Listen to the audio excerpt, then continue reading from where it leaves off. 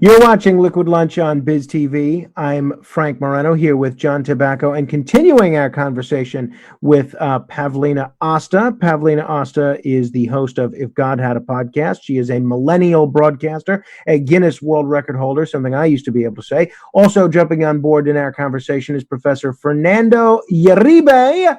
He does a terrific show slash commentary on political Insider NJ. We'll get the proper way for you to get all of his commentary in just a minute.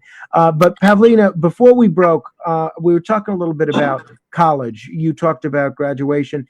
Now we're hearing that remote learning may not end come June. This may continue even when college comes back in September. Now, let me ask you, having just graduated from college, and then I want to invite John, who is currently paying a pretty exorbitant fees for his daughter to go to college, and then Professor Uribe, who is in the midst of teaching college students.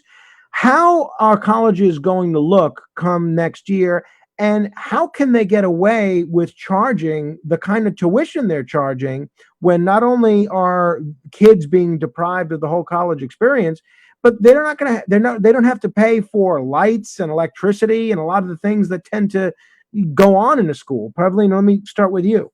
Absolutely. So my little sister is actually starting in college this coming fall, and she's supposed to move up to New York, move into her dorms and everything. But I don't know if that's actually happening. Like my whole family is sort of prepping for it. And I'm just like, I don't know if this is actually going to happen because of the state of New York currently.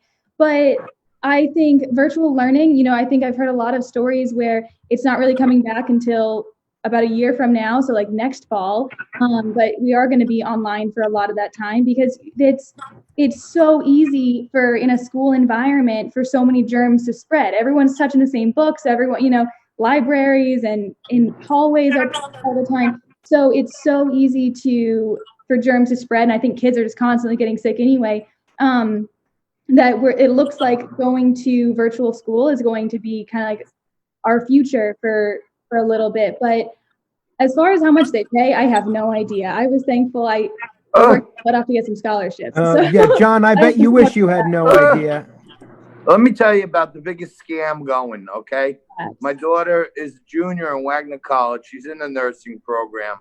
I haven't had the unfortunate circumstance to make her apply for any loans or anything like that. She is on a partial scholarship.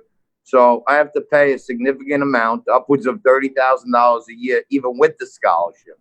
Now, about 3 weeks ago, they sent a notification that we had to pay for the September semester in April because full price because they have to register. They won't let them register unless they pay. So they're taking our money from September now. And I called the bursar's office and I said, hey, we're in the middle of a pandemic. My show is only on air part-time now. We're making less money. We lost sponsors. Can you give me a break? Can I pay half this month and half next month? Can you put it over a couple of months? No. Zero. We want all the money, or your daughter can't register. So, while you got socialists saying let's pay off everybody's debt, kids that aren't on any kind of support can't even get a little installment plan. Dr. Uribe, in 20 seconds, when you're going to stay with us in just a minute to break down the news today, but in 20 seconds, are we going to see colleges reduce tuition in light of what's happening now?